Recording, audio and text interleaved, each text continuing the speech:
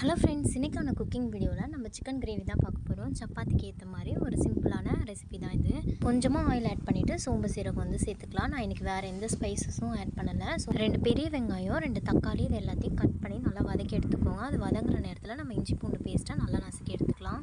வாசனைக்காக கருவேப்பிலை ஆட் பண்ணிவிட்டு நம்ம இஞ்சி பூண்டு பேஸ்ட்டை தக்காளி வெங்காயம் வதங்கினதுக்கப்புறம் ஆட் பண்ணால் சட்டியில் வந்து ஒட்டாமல் வரும். அந்த டிப்ஸை வந்து ஃபாலோ பண்ணி பாருங்கள்.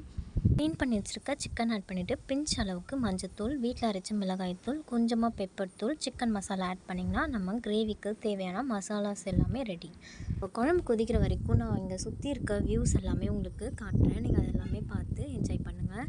ஃபுல்லாகவே வந்து ஆறு மரம் அப்படி செடி கொடி எல்லாமே இருக்குது. நம்ம குழம்பு வந்து கீழே கொதிச்சிட்டே இருக்காங்க. குழம்பை டேஸ்ட் பண்ணுறதுக்காக ஒரு கெஸ்ட் வந்திருக்காங்க. ரொம்ப நேரமாக அதை திருடுறதுக்காக வெயிட் பண்ணுறாங்க. ஃபைனலாக வாசனைக்காக மல்லி போட்டு இறக்குனீங்கன்னா குழம்பு வந்து ரெடி. வீடியோ பிடிச்சிருந்தா சப்ஸ்கிரைப் பண்ணிடுங்க. டாட்டா பாய் பாய். நெக்ஸ்ட் வீடியோவில் பார்ப்போம்.